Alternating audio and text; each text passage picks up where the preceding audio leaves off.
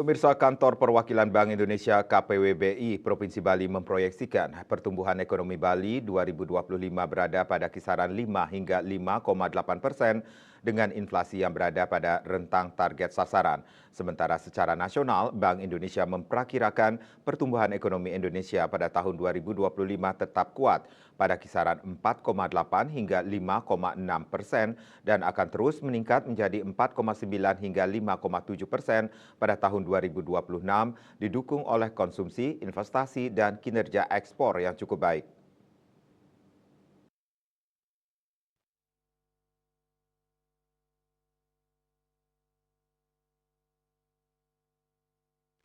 Deputi Kepala BI KPW Bali GA Diha Utari mengatakan, hingga Oktober 2024 pertumbuhan kredit mencapai 10,27%, DPK tumbuh 15% dan NPL 1,74%. Meski evaluasi kinerja keuangan Bali cukup baik, namun Bali harus bersiap menghadapi tantangan ekonomi Bali ke depan. Menurut pemetaan BI, ada 4 tantangan yang harus diwaspadai, yaitu masih adanya ketimpangan ekonomi antara daerah Sarbagita dan non-Sarbagita. Disparitas kedua wilayah tersebut yang ditunjukkan dengan indeks ketimpangan 0,5 lebih tinggi dari standar yaitu 0,4 dan cenderung meningkat pasca pandemi.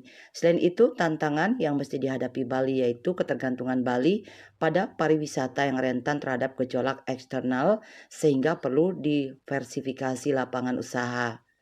Dia merekomendasikan strategi mendorong pertumbuhan ekonomi Bali agar berkesinambungan dan inklusif, yaitu penguatan sektor padat karya, di antaranya pariwisata, pertanian dalam arti luas, dan industri.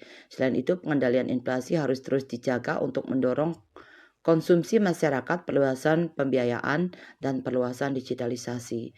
Citamaya, Bali Post melaporkan.